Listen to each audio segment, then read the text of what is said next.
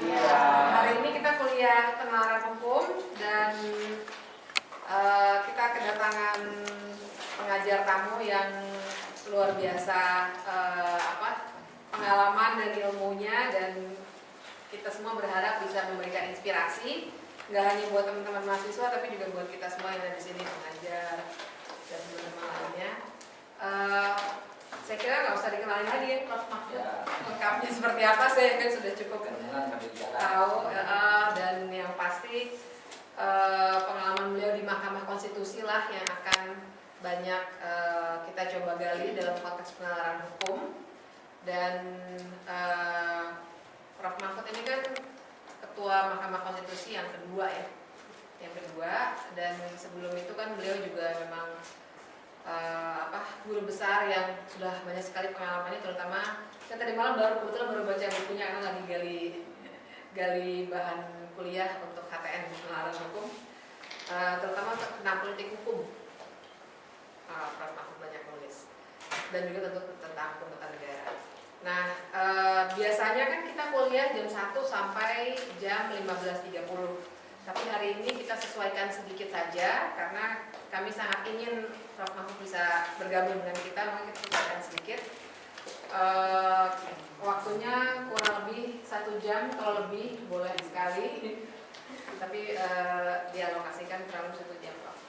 Dan seperti biasa nanti kalau sudah selesai bisa bertanya jawab dengan mahasiswa, biasanya mereka juga antusias sekali. Dan oke, saya kira bisa langsung dimulai. Ada sedikit makalah yang mungkin nanti bisa saya upload juga ke Apollo. Silakan, Prof. Baik, terima kasih Ibu. Dan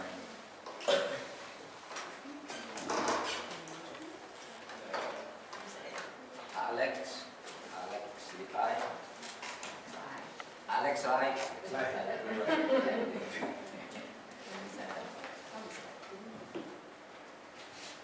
Pengelola yang lain, adik-adik mahasiswa dan mahasiswi. Saya itu ketika di kontak pertama oleh Bu Fitri, itu yang tertakam saya minta menyampaikan banyak, tapi yang tertakam saya diminta bercerita pengalaman saya ketika saya harus memberi penafsiran terhadap hukum, menggunakan nalar ketika sebuah aturan hukum itu ditafsirkan. Nah, adik sekalian, dulu ketika di MK, ketika saya memimpin MK itu ada satu ungkapan yang populer yang sering dikaitkan dengan Mahkamah Konstitusi pada waktu itu. Tentu itu bukan original dari saya, dari sumber-sumber yang lebih kuat saja, tetapi saya yang menggunakan itu secara resmi di Mahkamah Konstitusi, bahwa pengadilan itu menegakkan keadilan, bukan menegakkan peraturan. Karena peraturan dan keadilan itu tidak selalu sama. Di dalam teori biasanya disebutkan kita ini ingin menegakkan keadilan substantif, bukan keadilan prosedural. Nah, itu istilah keadilan substantif, keadilan prosedural, hukum progresif dan sebagainya. Pada waktu itu hukum menjadi wacana karena di kampus sudah ada basisnya lebih dulu di situ. Kemudian di pengadilan saya terapkan. Inilah menurut saya hukum progresif itu. Inilah menurut saya keadilan substantif itu. Apa itu intinya? Intinya begini, dalam pengantar saya ini. Intinya ketika seorang hakim harus menemukan hukum yang dianggap tepat untuk menegakkan keadilan, maka hakim itu tidak harus terikat kepada bunyi undang-undang. Hakim harus kreatif mencari keadilan sendiri, membuat hukum sendiri jika undang-undang yang ada itu tidak memberi rasa keadilan terhadap masyarakat. Lalu ini kan berkaitan dengan nalar untuk menafsirkan hukum. Pada waktu itu ramai tanggapan masyarakat itu. Ada yang setuju, ada yang tidak. Itu kalau begitu MK itu sudah berpolitik. kalau itu bukan lagi ilmu hukum. Karena ada aliran yang masih kuat sampai sekarang bahwa hukum itu ya norma yang berupa aturan-aturan yang tertulis yang mengikat, tidak boleh ditafsirkan lain kecuali sesuai dengan bunyinya itu. Ada yang mengatakan begitu. Nah, kita mengatakan saya mengikuti aliran atau mengikuti pendapat lah, tidak dianggap sebagai aliran. Mengikuti pendapat tidak. Pengadilan itu justru mencari keadilan, tidak harus mengikuti aturan yang ada kalau aturan itu tidak ada. Itu ya. Bagaimana ini terjadi? Maka saudara, sebenarnya ini bukan hukum baru, bukan kreasi baru. Mari kita mulai dari sini tentang penafsiran dan penerapan. Pada mulanya sebenarnya, ketika seorang hakim itu harus menafsirkan hukum apa yang tepat untuk menyelesaikan satu kasus, pada mulanya itu dulu kan tidak ada trias politika. Dulu kekuasaan itu ada di satu tangan yang bernama taruhlah raja atau kaisar. Dia yang menjadi legislatifnya, dia yang menjadi eksekutifnya, dia juga jadi yudikatifnya. Sehingga kalau ada rakyat punya masalah itu ngadunya ke raja, tolong dong diadili saya. Tolong diadili saya ini dia niaya. Barang saya dicuri, keluarga saya dibunuh dari. Lalu raja ambil kasus ini, lalu raja nunjuk hakimnya, kamu periksa nih. Siapa? Misalnya hakimnya Pak Alex nih. Alex, kamu periksa nih perkara. Pak Alex tanya, raja, saya mau pakai hukum apa? Cari sendiri. Bikin keadilan sendiri. Menurut kamu yang adil bagaimana? Itu sebabnya dulu lalu timbul hakim-hakim itu membuat hukum sendiri. Itu hukum yang paling awal. Bahwa hukum itu dibuat oleh hakim. Kamu cari sendiri katanya. Ada kasus lain lagi, di tempat lain kasih hakim lain. Hakim bikin sendiri sehingga hakim pada waktu itu diberi kesempatan luas untuk mencari nilai-nilai keadilan. Dan pada waktu itu tidak banyak korupsi, tidak banyak kolusi. Hakimnya benar, menurut saya adil begini, diputus begini, ikut. Nah, putusan hakim itu diserahkan ke raja, lalu raja yang mengumumkan ini putusan hakim. Raja yang mengikat. Jadi saudara, pada mulanya yang terjadi itu adalah penyerahan kasus dari penguasa negara yang memegang semua kekuasaan kepada seorang hakim untuk memutus. Hakim menggali keadilan sendiri. Inilah basis dari common law. Bahwa hukum itu tidak bisa diikat oleh pasal-pasal. Hukum itu ya harus dicari di tengah-tengah masyarakat. Ini sebenarnya yang pertama. Tetapi kemudian itu menimbulkan masalah. Kok banyak perkara yang sama? Di sana soal tanah keputusannya begini, di sana begini, di situ begini, lain-lain setiap hakim mempunyai pedoman atau pandangan tentang keadilan sendiri. Apakah itu salah? Tidak salah. Karena setiap kasus itu punya karakter sendiri. Cuma lalu menimbulkan masalah lain secara umum. Kalau tidak ada pedomannya ini bisa bahaya. Maka kemudian muncullah gagasan tentang perlunya hukum tertulis. Kalau itu hakim itu hukum itu harus ditulis sehingga ada kepastian. Orang bisa memprediksi kalau saya melakukan ini akibatnya ini karena sudah ditulis di undang-undang. Kalau saya melakukan ini hakim harus memutus begini karena aturannya. Sehingga hukum itu lalu menjadi sama. Hakim tidak lagi bebas. Hakim tidak lagi bebas untuk membuat putusan sendiri, tetapi dia terikat kepada bunyi undang-undang yang disepakati bersama. Jadi mulanya sebenarnya hukum itu pada mulanya ya. Silakan Pak Yunus, apa kabar Pak? Kepala sekolah. Harusnya udah keluar harusnya. Pak, makasih. Jadi mulanya kalau ada kasus itu hakim sudah kamu cari hukum sendiri. Itulah hukum yang pertama sebenarnya, pengadilan.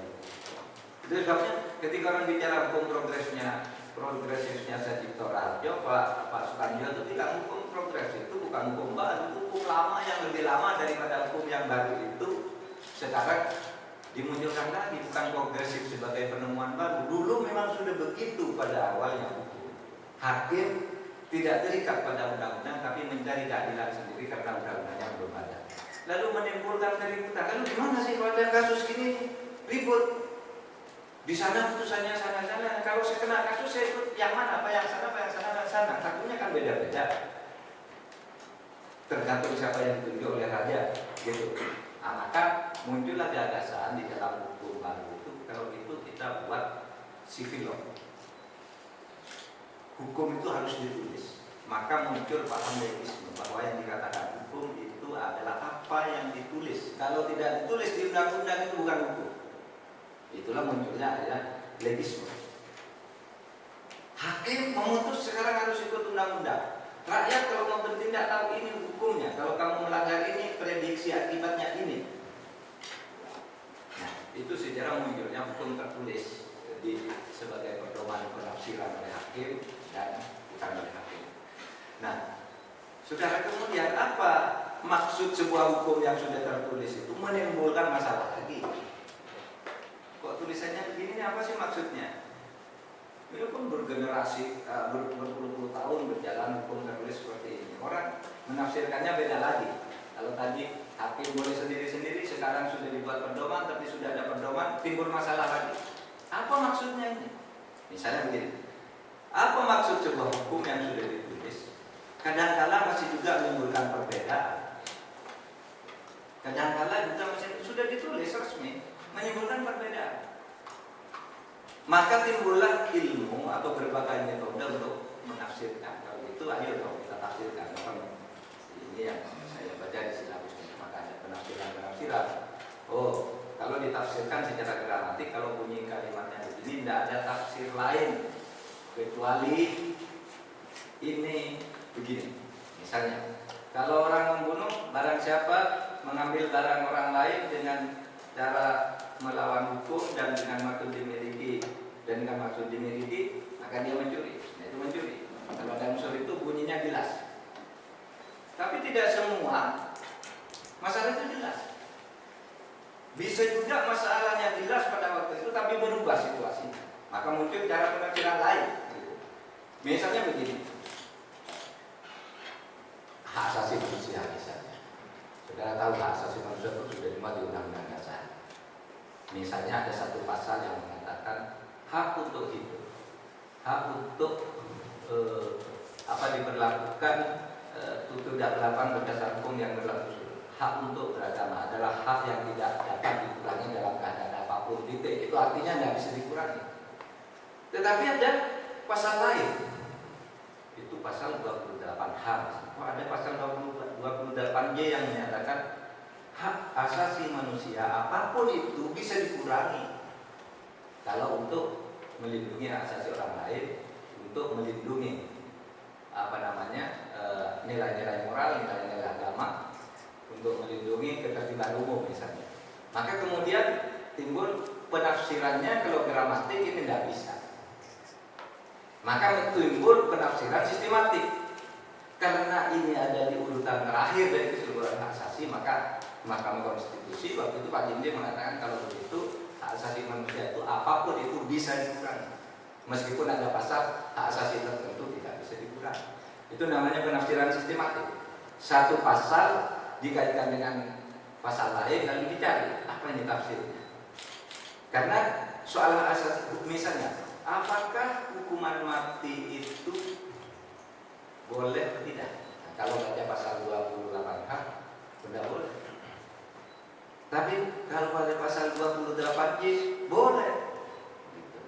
Nah, MK lalu membuat tafsir sistematiknya seperti itu. Jadi saudara, hukum itu sendiri meskipun sudah tadi bingung dari tidak ditulis menjadi ditulis dalam undang-undang paham legisme, kemudian sudah ditulis masih menimbulkan tafsir macam-macam. Karena satu bahasa, misalnya begini, saudara, kalau dulu di Undang-Undang Dasar itu kekuasaan kepala negara tak terbatas. Apa sih? Kalau dari sudut gramatika kan betul tidak tak terbatas. Gitu. Kan itu sebenarnya kekuasaan kepala negara terbatas kan? Kalau ditulis tidak terbatas, kenapa kan gitu?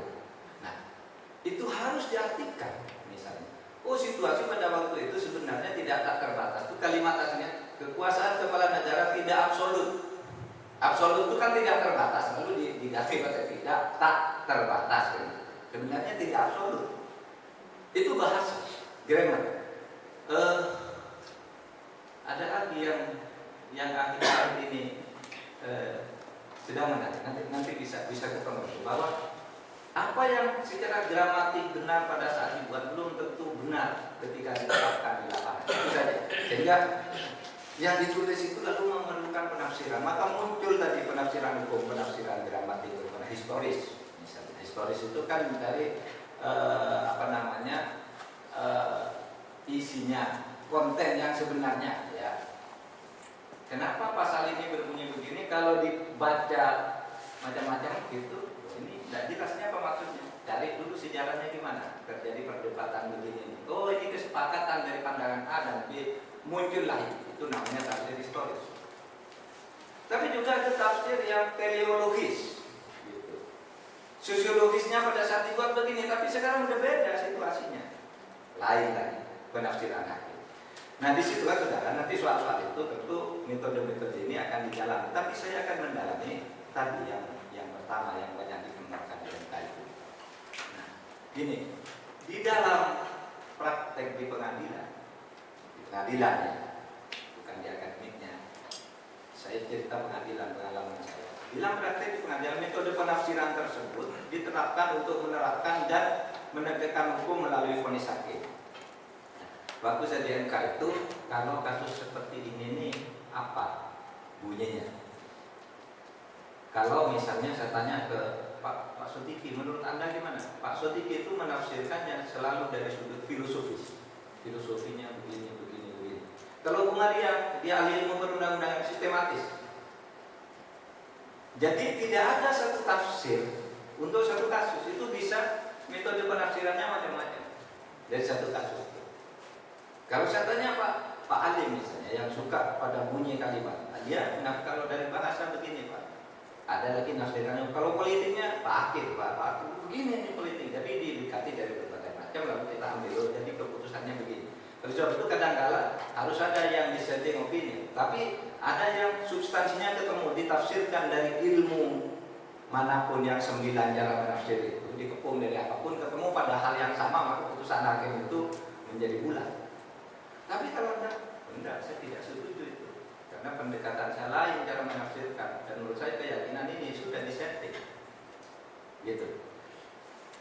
Itu dari satu kalimat yang sama. Dulu saya pernah memutus begini. Menarik ini. Ini bisa ditulisnya di sini. Ini. Undang-Undang Nomor 1 Tahun 65 PNPS. Bunyinya begini. Negara apa ya?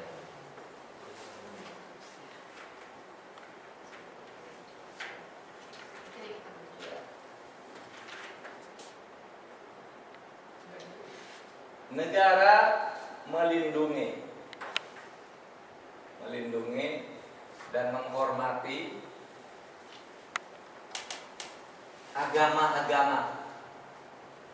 agama-agama yang dianut oleh rakyat Indonesia,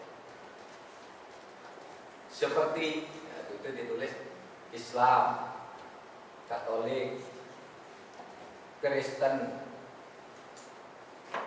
Buddha, Hindu, Konghucu. Ini bunyi anunya begitu. Tidak persis begitu, tapi ini isinya. Negara harus melindungi dan menghormati agama-agama yang dianut oleh rakyat Indonesia, yaitu Islam, Katolik, Hindu, Kristen, Buddha, Hindu, Konghucu. Ada 6. Orang mengatakan kalau gitu agama yang diakui di Indonesia hanya 6. Ini bunyi Undang-Undang Nomor 1 Tahun 65 PNPS. Padahal di sini ada kalimat sedangkan agama lain seperti Zoroaster. Ini bunyi undang-undang ya. Zoroaster dan Yahudi misalnya dibiarkan adanya. Ini pada waktu itu undang-undang itu digugat. Digugat kenapa? Ini diskriminasi. Kenapa hanya 6 yang dilindungi sedangkan ini dibiarkan? Kan diskriminasi. Ini dilindungi, ini dibiarkan. Padahal sesudah dibaca risalah persidangannya perdebatan. Dibiarkan itu maksudnya tidak boleh diganggu. Tidak boleh diganggu itu artinya dilindungi juga. Gitu. Loh kok begitu? Nah itulah kalimat pada saat itu. Oleh sebab itu tidak cukup Anda mau menafsirkan satu undang-undang berdasarkan gramatika semata-mata. Maka harus ada tafsir historiknya tadi. Oh sejarahnya begitu loh. Sehingga pada waktu itu entah kata ya ini undang-undang tidak bertentangan dengan konstitusi. Adapun soal kalimatnya itu keliru, itu urusan tata bahasa, bukan urusan substansi hukum dan MK tidak boleh batalkan. Tapi MK merekomendasikan agar DPR dan pemerintah mengubah undang-undang ini agar tata kalimatnya menjadi tepat, sehingga semua agama mendapat perlindungan yang sama dari negara.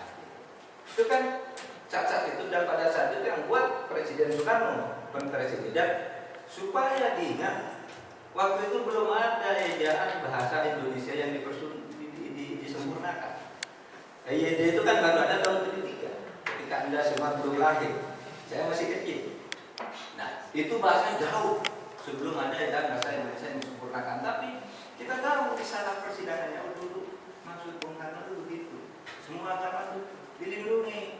Dia nyebut contoh 6 karena pada saat itu yang hidup baru 6 itu ada pun seperti Zoroaster dibiarkan adanya. Dibiarkan itu artinya bukan tidak dilindungi, tetapi jangan diganggu juga maksudnya. Jangan dibinasakan gitu. Untuk konteks itu. Nah, sudah.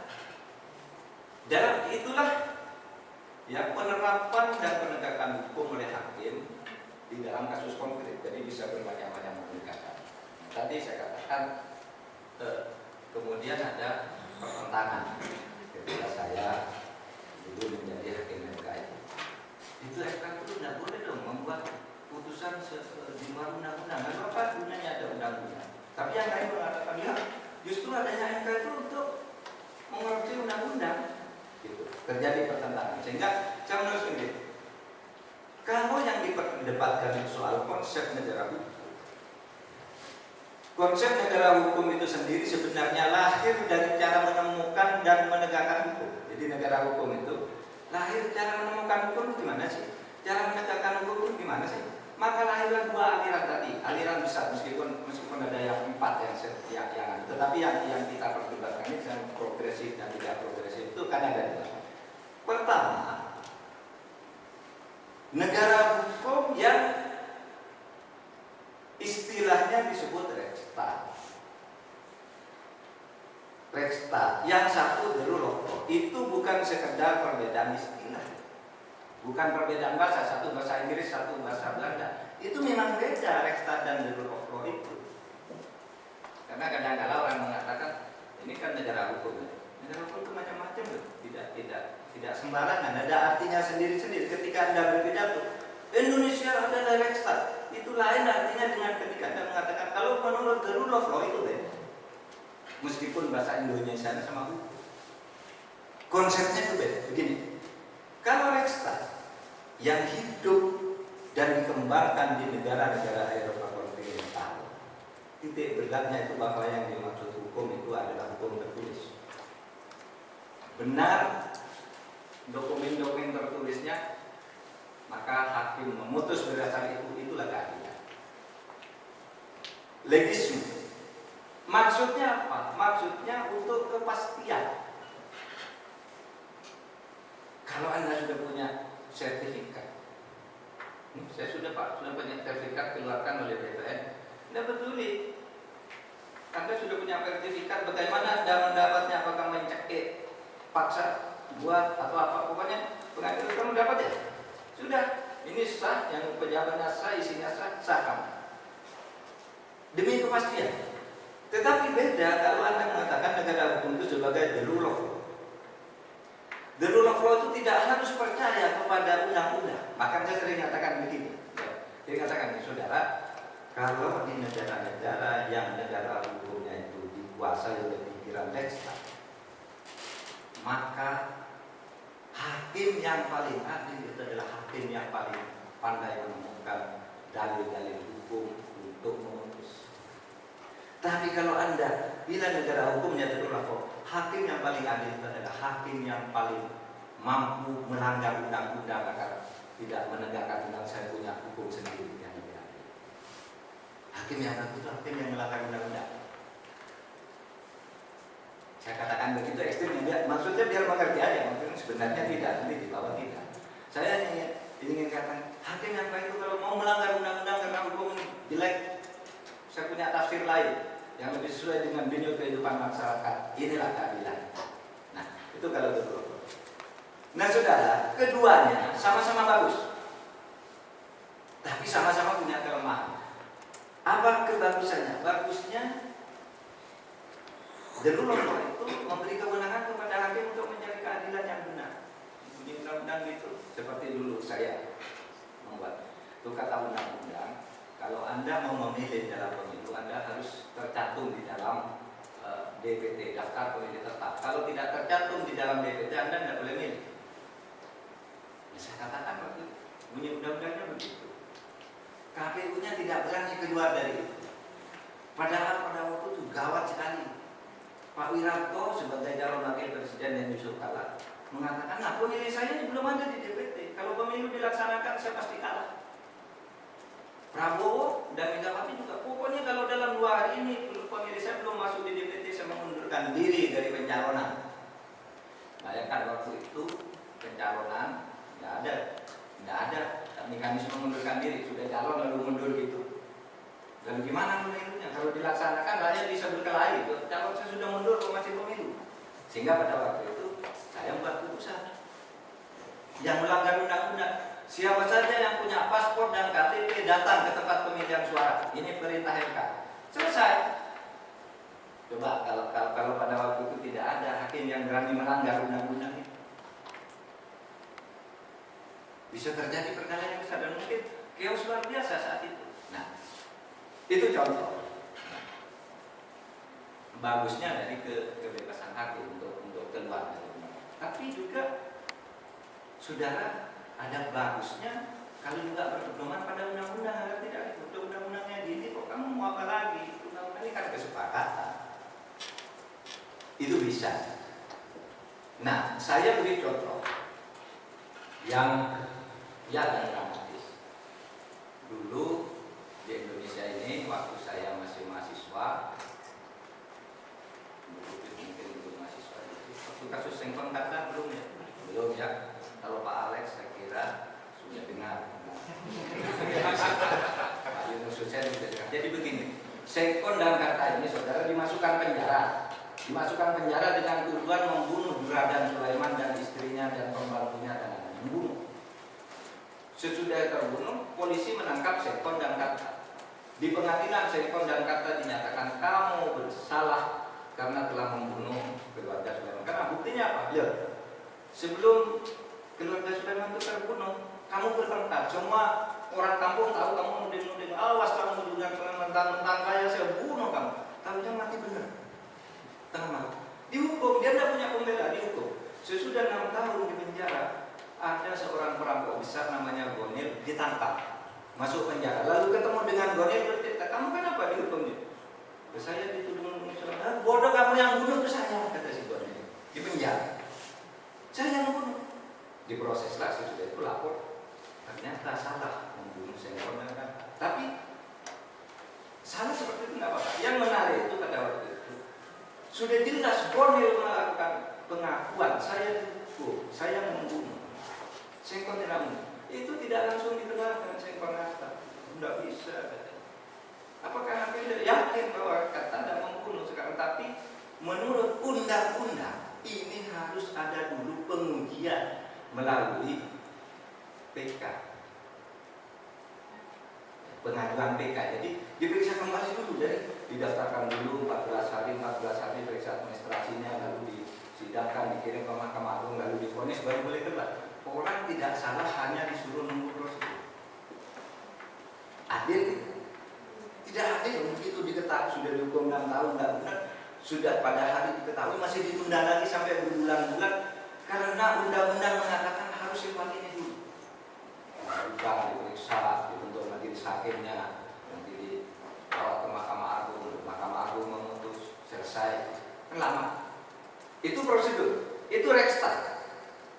Harus ikut prosedur-prosedur legisme itu.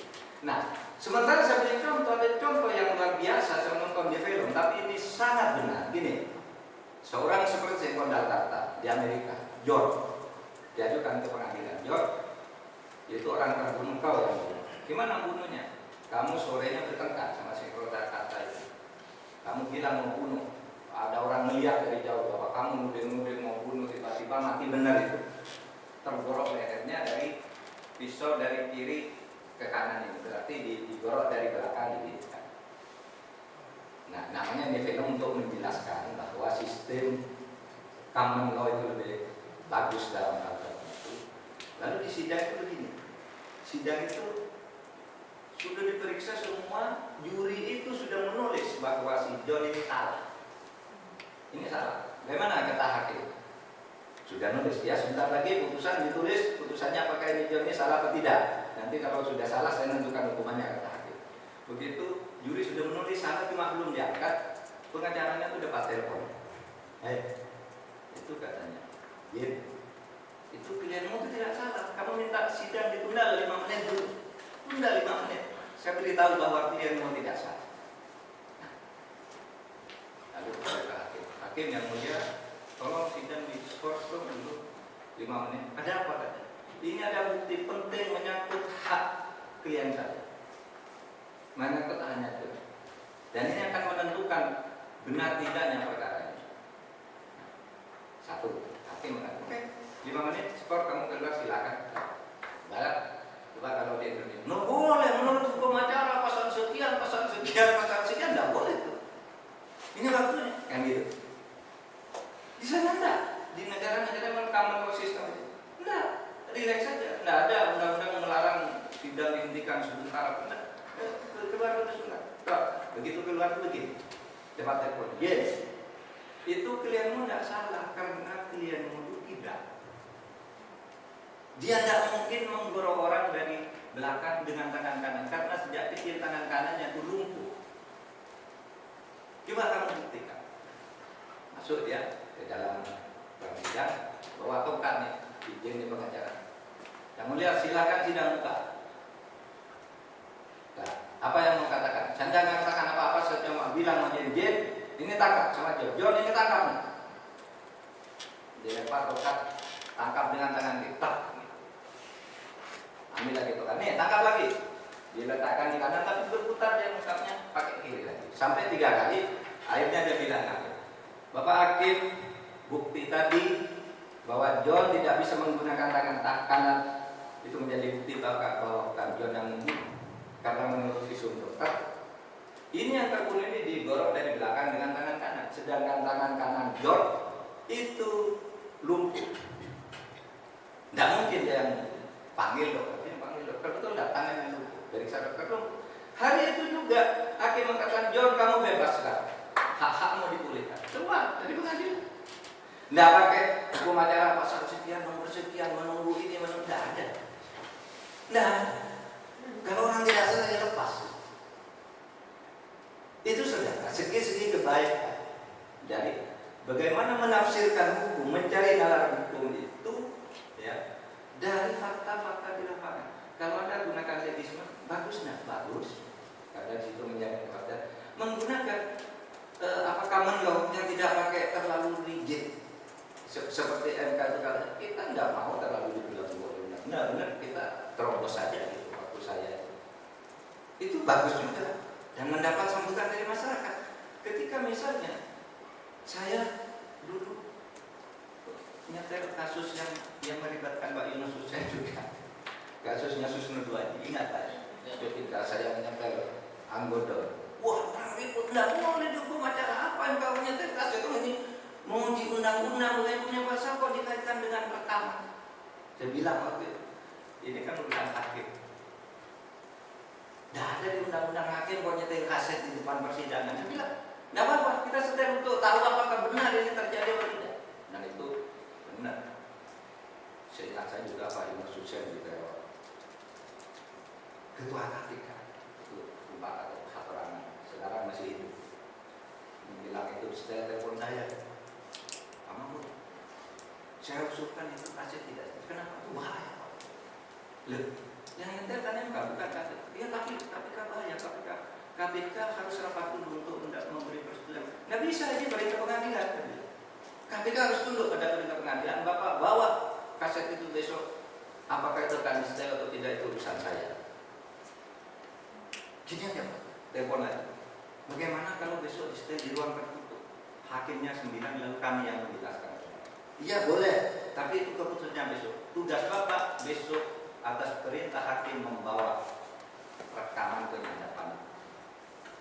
Itu sampai rekaman penyadapan, ya kita nyatakan distel terbuka untuk umum. Wah geger kan, lalu ketahuan rekayasanya yang katanya tidak ada mafia, karena ada wakil jaksa agung bicara di situ, pimpinan Polri bicara di situ, LPSK bicara, pengacara bicara di situ. Memang itu rekayasanya tidak. Nah, kalau saya ikut hukum acara yang ada di MK, yang ada di nggak boleh. Jaminan. Dan kalau gitu kapan kita menemukan kebenaran untuk tahu bahwa itu ada, bahwa pasal ini harus dibatalkan karena ternyata ada fakta rekayasa. Kita kan tidak bisa belajar dari gramatik saja tentang bunyi undang-undang ini. Nah, itulah sebabnya hakim itu harus kreatif, dan itu memang lebih mudah kalau MK sih, karena MK itu kan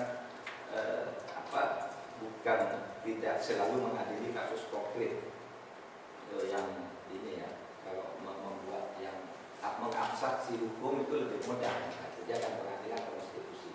Nah, tetapi ingin saya katakan bahwa aliran-aliran itu, saudara, tidak ada yang salah, tidak ada yang benar. Itu aliran pemikiran untuk menafsirkan mencari nalar hukum dari satu kasus itu bisa dilakukan oleh seorang hakim, dan itu ada dasar teorinya, semua ada dasar teorinya ada. Nah, saudara, bagaimana sekarang di Indonesia yang ini? Begini, saya masih ini. Dulu ini lagi ada kasus penyelundupan mobil mewah sebelum saya masuk ke Indonesia.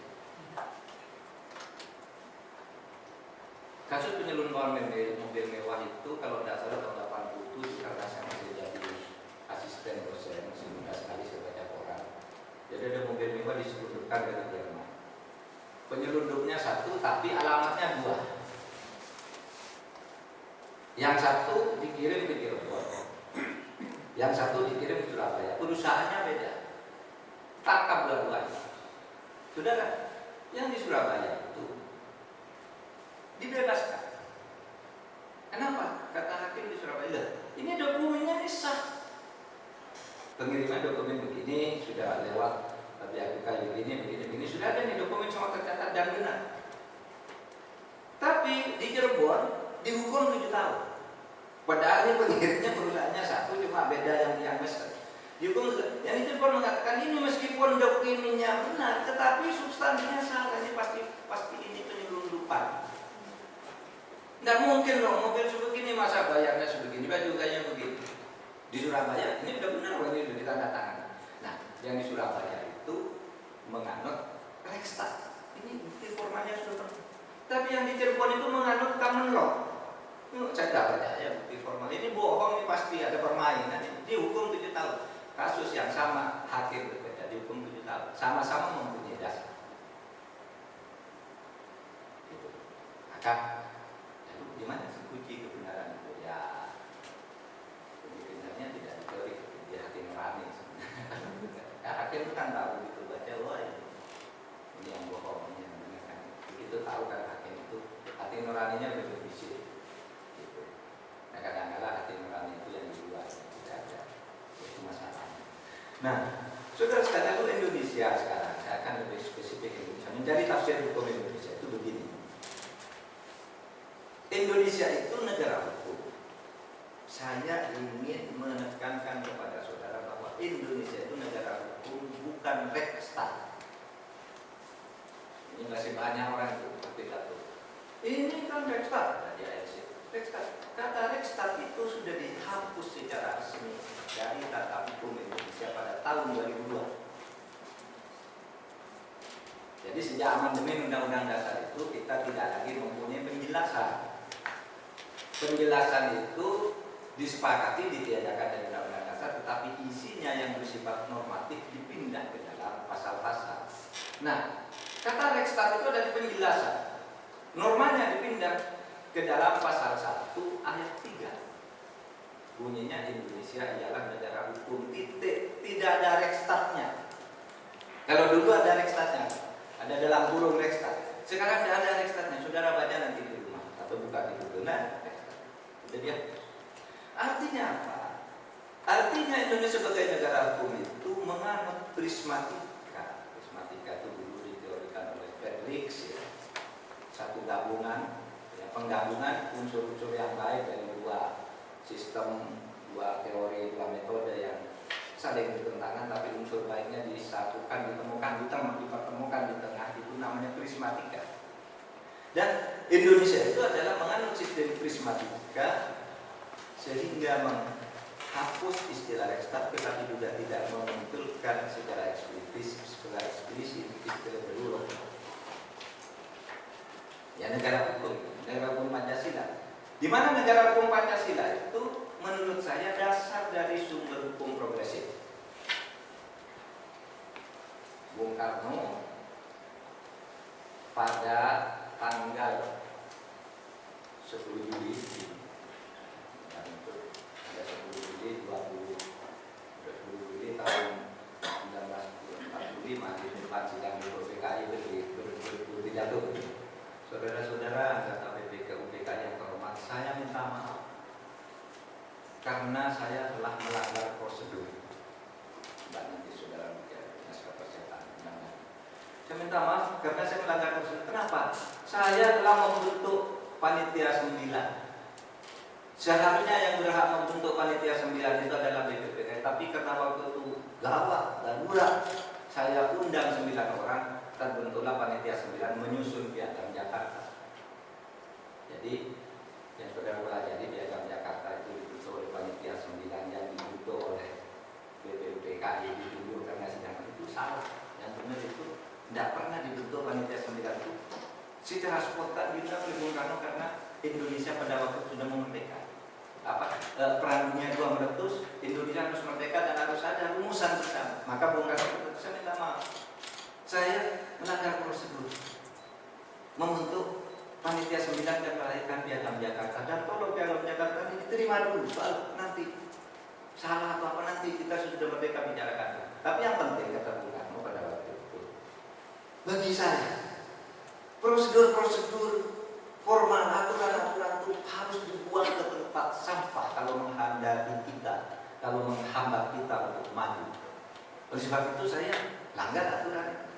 Saya buat kesepakatan, jadilah pembukaan Undang-Undang Dasar 45 yang sekarang itu kan hasil produk Bung Karno mengambil tindakan spontan, cuma diganti katanya itu sekarang menjadi Ketuhanan Yang Maha Esa. Yang lain itu sama, itu hasil panitia 9. Nah, saya ingin katakan bahwa sejarah Bung Karno itu sudah progresif berpikirnya apa? Ia berpikir ya sudah, kalau gitu, kalau aturan tidak benar kita tinggal aja bikin tafsiran sendiri, gitu. Nah, itu Bung Karno. Nah, oleh sebab itu, kemudian kalau ini tadi negara hukum prismatikanya Riggs itu bukan Rekstad, bukan berlokal, tapi ada negara hukum kita, negara hukum Pancasila. Itu sebabnya Sarjito Raharjo itu nyatakan ya kita tegas saja, kita bukan Rekstad, kita bukan apa, kita negara hukum Pancasila. Kenapa malu-malu? Karena sistemnya memang kita tahu. Nah, kalau kita misalnya kaitkan ini dengan elemen penulis buku The Civil Law Revolution itu, yang menyebut strategi pembangunan hukum kemudian dibedakan pada hukum responsif. Hukum responsif itu yang bertumpu pada common law, sedangkan ortodoks itu hukum yang bertumpu pada Rekstad. Ya.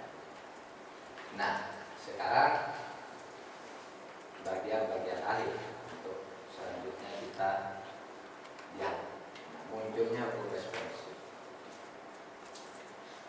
Apakah hukum responsif atau hukum progresif? Ini penting. Apakah hukum progresif itu ada? Apakah hukum progresif itu ada? Tadi saya sudah singgung sedikit. Apakah hukum progresif itu ada? Nah, dari kuliah-kuliah yang disampaikan oleh Sarjito Raharjo Kemudian ada yang mengembangkannya dengan sangat semangat bahwa hukum progresif itu ada, yaitu hukum yang tidak terikat pada aturan-aturan resmi, tapi hukum di mana orang harus mencari keadilan, karena keadilan itu bukan ada di undang-undang, tapi ada di dalam nadi kehidupan masyarakat. Tapi ada yang menolak. Nggak ada itu, kalau progres itu sudah bukan hukum tuh, sudah politik katanya. Ada yang menolak. Saya baru 3 minggu lalu diskusi di UNI, ada seorang guru besar mengatakan tidak ada hukum progresif. Pak Sejito sendiri tidak pernah bilang hukum progresif, kata dia, karena dia menolak. Pokoknya memang Surabaya itu seperti kita ngomong di bos aja yang progresif. Pokoknya undang-undang harus diakui. Kalau salah undang-undangnya diubah, tapi kalau undang-undang masih berlaku meskipun salah harus diikuti. Itu mereka. Dan itu bagus, tidak apa-apa, demi kepastian kan. Tapi yang juga bagus, ya kalau salah dihindari dong meskipun sudah bisa. Ini kan soal pilihan. Ada juga yang mengatakan Sejito Raharjo yang dianggap menggagas hukum progresif di dalam penafsiran hukum itu istilahnya tidak menyebut istilah hukum progresif atau responsif. Nah, saya ingin mengatakan siapa yang punya kontak langsung dengan Sejito Raharjo? Kontak langsung saya dengan Sejito menyimpulkan bahwa dia memang mengajukan gagasan hukum progresif itu. Jadi ada dari Sejito Raharjo. Pertama dia secara terang-terangan selalu menyebut hukum progresif di mana-mana. Yang kedua, dia berkirim SMS ke saya ketika MK memutus tentang KTP dan paspor itu. Ya.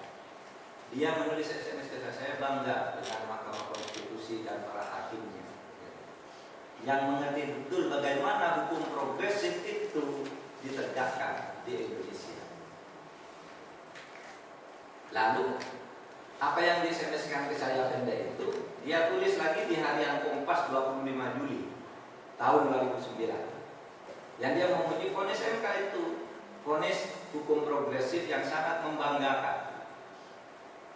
Bahkan dia suatu saat kita perlu menggagas itu di Kompas, perlu menggagas sebuah monumen besar bahwa di Indonesia masih ada hakim-hakim yang punya pandangan progresif dalam menegakkan hukum. Itu ditulis di Harian Kompas. Dia juga menulis di sebuah newsletter itu, newsletter hukum itu, dia menulis hukum progresif sebagai pertanggungjawab, sebuah pertanggungjawab. Jadi dia memang bicara hukum progresif. Karena ini ada yang mengatakan Sejito itu bukan, itu kan hanya kata orang. Sejito sendiri, dan itu masih banyak bukti-buktinya tentang itu. Bahkan ada disertasi tentang hukum progresifnya Sejito Raharjo, ya, yang ditulis oleh dosen Universitas Nusa Tenggara itu di Subang.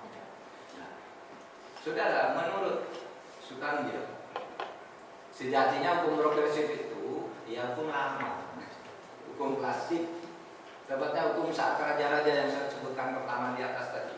Pada awalnya penyerahan kasus itu sebenarnya hukum progresif. Hukum raja-raja kita menyerahkan kasus ke hakim untuk menggali keadilannya sendiri. Jadi yang merupakan sesuatu yang memang ada dan diperlukan, ya.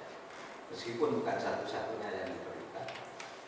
Nah, sebagai terakhir saya baca saja pertanggungjawaban saya sebagai ketua MK waktu itu kami saya semua menulis dalam putusan MK apa sih hukum progresif itu. Saya menulis begini: hukum progresif adalah hukum yang lebih menekankan pada keadilan substantif daripada keadilan prosedural. Jadi substantif justice daripada prosedural justice, yaitu hukum yang mendorong hakim untuk menggali keadilan tanpa dibelenggu oleh raja-raja formal prosedural, sebab keadilan itu ada di dalam dunia kehidupan masyarakat. Keadilan tidak selalu ditemukan di dalam undang-undang, sebab undang-undang itu dikungkung oleh situasi pada saat itu. Jadi undang-undang sekarang seperti begini, ternyata sesudah selesai tidak adil, dikungkung oleh situasi, dan mungkin dikepung oleh kepentingan politik sesaat pada saat itu. Hakim harus aktif menggali dan menciptakan keadilan dengan kreativitas yang dibimbing oleh negaranya sendiri. Tetapinya saya tulis dengan besar, tetapi jangan diartikan bahwa hukum progresif itu adalah hukum harus selalu melanggar hukum resmi. Bukan itu hukum progresif. Tidak harus, tapi boleh. Hukum progresif masih memungkinkan menggunakan hukum resmi yang ditulis dalam undang-undang selama ia memenuhi rasa keadilan. Oleh sebab itu banyak putusan-putusan MK yang menerobos formalitas yang membelenggu, tetapi banyak juga yang mengikuti dan menguatkan apa yang telah ditentukan oleh undang-undang. Itu hukum progresif bagi saya, bukan harus tidak ikut aturan tertulis, bukan. Tetapi bisa tertulis kalau masuk logikanya, nalarnya diikuti, ini kan penalaran hukum. Tapi kalau tidak adil ya ditinggal aja, bikin sendiri itu tidak adil. Itu Bu Fitri pengantar dari saya. Kalau ada pertanyaan di silakan. Terima kasih.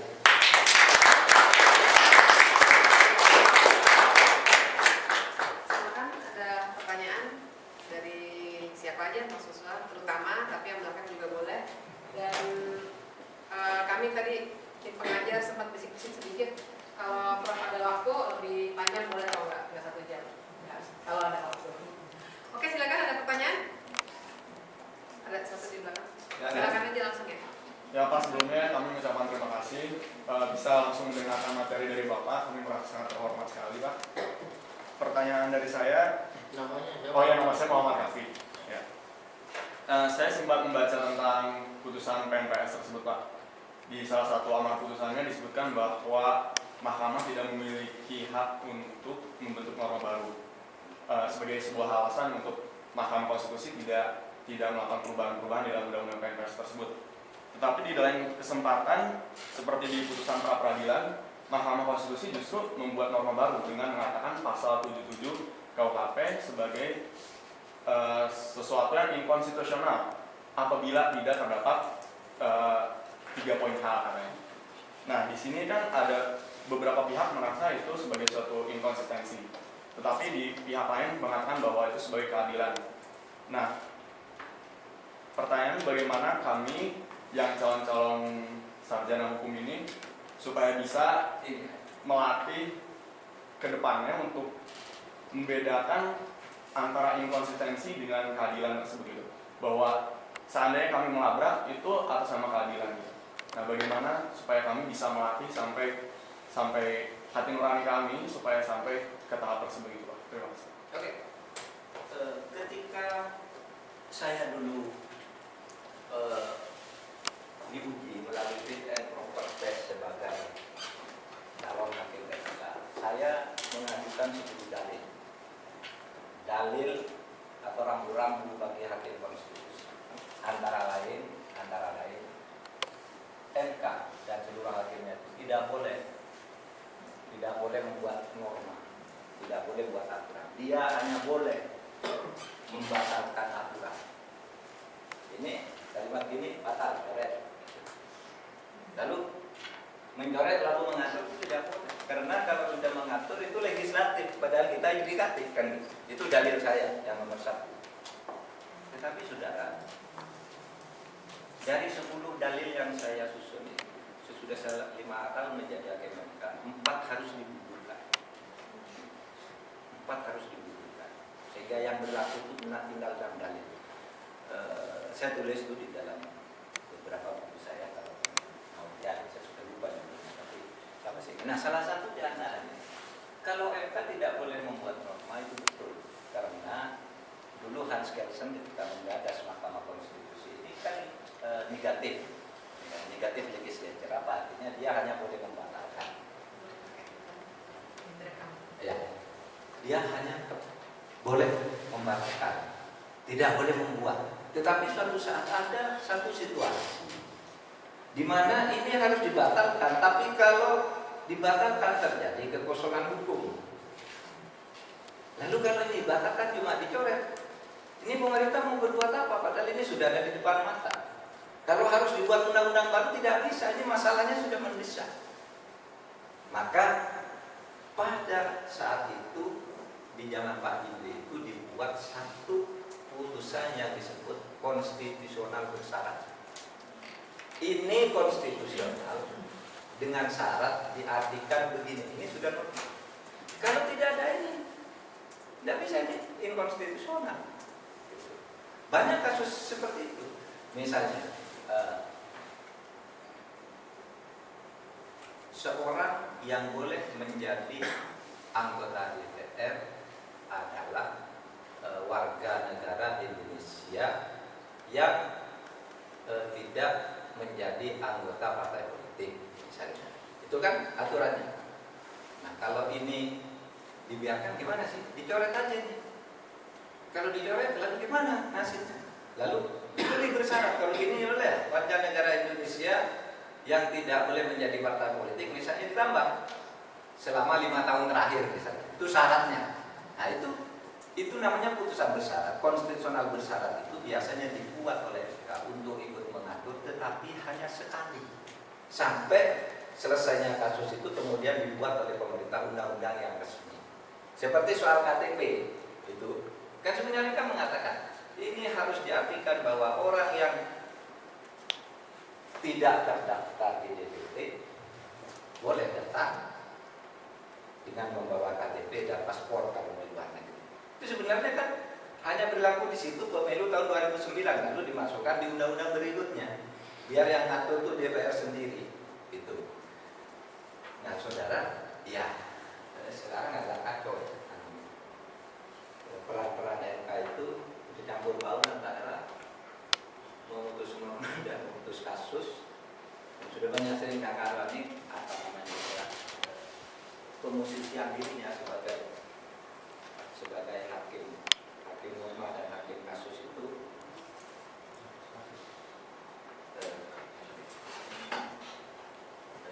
agak kurang jelas sekarang. Tapi itulah urusan masing-masing hakim ya. Sekarang saya sudah menjadi pengamat, ya saya tinggal mengamati. Apapun yang diputuskan oleh Mahkamah Konstitusi itu ya tetap final dan mengikat itu saja.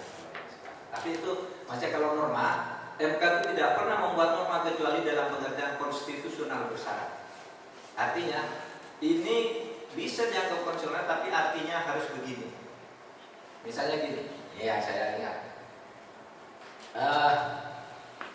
Seorang anak yang lahir tanpa perkawinan yang sah, maka dia hanya mempunyai hubungan keperdataan dengan ibunya. Titik. Wah, lalu digugat oleh Mas Cica Mukhtar ke kantor saya. Gimana Pak, anak saya ini lahir tidak sah, namanya Iqbal. Nangis tuh Iqbal datang ke Mahkamah Konstitusi juga menjadi saksi, nangis. Kalau ke sekolah saya ini malu dibilang anak jadar, tidak punya bapak, tidak punya warisan ini. Saya mau bunuh diri aja kalau undang